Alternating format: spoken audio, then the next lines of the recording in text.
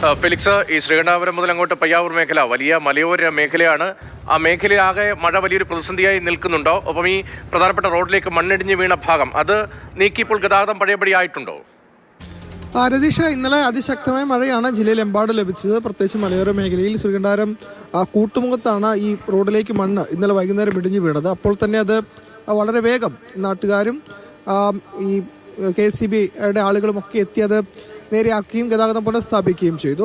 ചാവശ്ശേരിയിലും സമാന അവസ്ഥ ഉണ്ടായി. ഇപ്പോൾ ചാവശ്ശേരിയിൽ നിന്നും കൊട്ടാരം എന്ന ഭാഗത്തേക്കുള്ള റോഡാണിത്. ഇത് പരശി അണക്കെട്ടിലേക്ക് കൂടി പോകുന്ന റോഡാണ്. അപ്പോൾ ഇവിടെയാണ് ഇന്നലെ മണ്ണിടിഞ്ഞത്. അതായത് ഇതൊരു കുന്നിൻ പ്രദേശം ഇടിച്ചൊരു റോഡ് നിർമ്മിച്ച സ്ഥലമാണ്. അവിടെ നിന്നും ഈ കുന്നിൻ്റെ ഏറ്റവും മുകളിലത്തെ ഭാഗത്തു നിന്നുമാണ് മണ്ണ് റോഡിലേക്ക് ഇടിഞ്ഞു വീണത്. കഴിഞ്ഞ തവണയും ഇത്തരം അപകടം നടന്നതാണ്. ഏറ്റവും പ്രധാനപ്പെട്ട കാര്യം കല്ലും മണ്ണും ഒക്കെ റോഡിലേക്ക് വീണു. അങ്ങനെ വീണ സമയത്ത് ഒരു ഓട്ടോറിക്ഷക്കാരൻ ഇവിടെ ഉണ്ടായിരുന്നു. ആ ഓട്ടോറിക്ഷക്കാരൻ ഭാഗ്യത്തിനാണ് രക്ഷപ്പെട്ടത്. കാരണം അദ്ദേഹം സഞ്ചരിച്ചുകൊണ്ടിരിക്കുമ്പോഴാണ് ഈ കല്ലും മണ്ണും റോഡിലേക്ക് വന്ന് വീണത്. ഇപ്പോൾ ഇന്നലെ രാത്രിയാണ് ഈ സംഭവം നടന്നത്. നാട്ടുകാരൊക്കെ ചേർന്ന് കല്ലും മണ്ണും ഒക്കെ തന്നെ മാറ്റിയിട്ടുണ്ട്. പക്ഷേ ഇതിന്റെ മുകളിൽ വീടൊക്കെ ഉണ്ട്, അപകടഭീതിയുണ്ട്.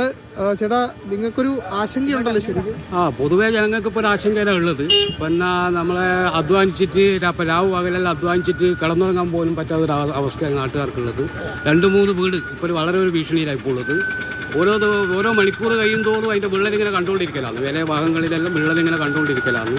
വളരെ പ്രയാസപ്പെട്ടില്ല. ഒരു മാസം മുമ്പേ നമ്മൾ കോറയായിട്ടെല്ലാം ബന്ധപ്പെട്ടുള്ള വെള്ളം കെട്ടിക്കിടക്കുന്നുണ്ട്. ഇതിൻ്റെ മുകൾ ഭാഗങ്ങളിൽ മുകളിൽ കോറയുണ്ട്. അത് കുറേ വർഷങ്ങൾക്ക് മുമ്പേ ഉള്ള കോറ അങ്ങനെ പണിയെടുക്കാണ്ടങ്ങ് നിന്നായിരുന്നു ഫുൾ വെള്ളം കെട്ടിക്കിടക്കുന്നതാണ്. അതിൻ്റെ അടിയോളവും കൂടി വന്നതിൻ്റെ ഭാഗമായിട്ടുള്ള ഒരു ഇതും കൂടിയാണ് ഈ കാഴ്ച എന്ന് നമുക്ക് മനസ്സിലാക്കാൻ കഴിയുന്നത്. വീണ്ടും ഇടിയാൻ ഉള്ള സാധ്യതയാണ് കാണുന്നത്. അത് ഇപ്പം തന്നെ വീണ്ടും കയറിയതായിട്ട് നിങ്ങൾക്ക് എല്ലാവർക്കും കൃത്യമായിട്ട് കാണും. അതിപ്പോൾ നമ്മൾ ഇത് ഇങ്ങനെ എന്താ ചെയ്യേണ്ടതെന്ന് വെച്ചിട്ടുള്ള അധികൃതരോട് ഇങ്ങനെ ശ്രദ്ധപ്പെടുത്തിക്കൊണ്ടിരിക്കലാണ്.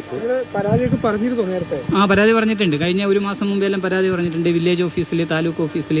ഇന്നലെ രാത്രി ഫയർഫോഴ്സിൻ്റെ ഇത് അവർ വന്നിട്ടുണ്ടായിരുന്നു. ഇന്ന് വരാമെന്ന് പറഞ്ഞിട്ടുണ്ട്. കോറ നോക്കാനും ദുരന്ത നിവാരണത്തിൻ്റെ ഒരു കമ്മിറ്റിയായിട്ട് അവരിന്ന് കോറ നോക്കാമെന്ന് പറഞ്ഞിട്ടുണ്ട്. ഇന്നലെ രാത്രി ചെയർപേഴ്സൺ അങ്ങനെ മുനിസിപ്പാലിറ്റി നിന്നുള്ള ടീമെല്ലാം വന്നിട്ടുണ്ട്.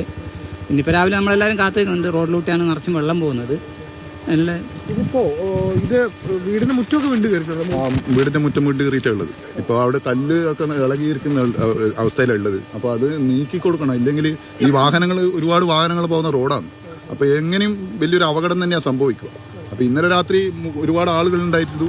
അപ്പോൾ JCB ഒക്കെ നീക്കിയിട്ട് ഈ റോഡ് ഗതാഗത യോഗ്യമാക്കുക ചെയ്തത്. അപ്പോൾ ഇനിയും തന്നെ ഇത് അധികാരികൾ എങ്ങനെയെങ്കിലും ഇത് ശ്രദ്ധയിൽ വന്നിട്ട് ഇത് വേണ്ടത് കാര്യം ചെയ്യണം. എന്നാൽ മാത്രമേ ഇതിനൊരു ശാശ്വത പരിഹാരം ഉണ്ടാവും. മേലെ കോറ ഒരുപാട് വർഷം മുമ്പേ പൊട്ടിച്ചു പോയ കോറയാണ്. അപ്പോൾ ആ കോറ ഇന്നിപ്പം ഭയങ്കര ഭീകരമായ ഒരു അവസ്ഥയിലുള്ളത്. വെള്ളം കെട്ടി നിൽക്കുന്നുണ്ട്.